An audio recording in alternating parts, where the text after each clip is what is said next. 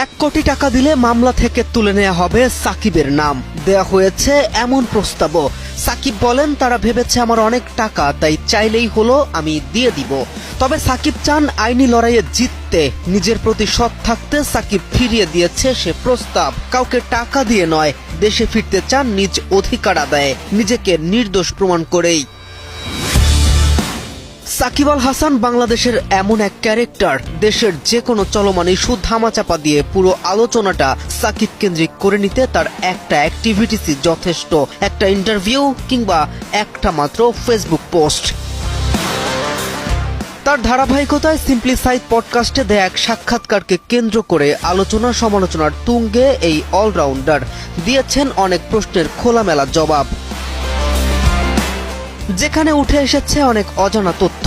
সাকিবের কাছে প্রশ্ন ছিল, মামলা সংক্রান্ত ইস্যুতে কেউ কোনো টাকা পয়সা চেয়েছে কিনা, টাকার বিনিময়ে কেউ মামলা তুলে নেওয়ার কথা বলেছে কিনা।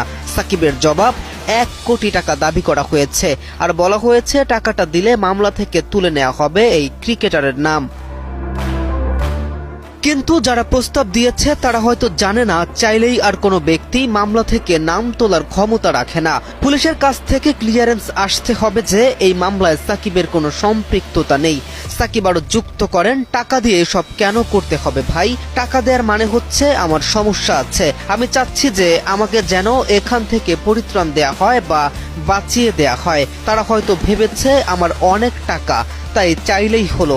আমিও চাই আমার অনেক বেশি টাকা থাকুক কোনো এক সময়। পডকাস্টে প্রায় ঘণ্টাখানেকের বেশি আড্ডায় খোলামেলা অনেক প্রশ্নের উত্তর দিয়েছে সাবেক এই বিশ্বসেরা অলরাউন্ডার। লয়ারদের সাথে আলোচনা করবেন, তারপর দেশে ফেরার জন্য আইনি লড়াইয়েও নামবেন। আর ততক্ষণ ভক্তদের অপেক্ষা সাকিবের দেশে ফেরার ক্ষণগুনা। কে এম রাফিন, নিউজ 24।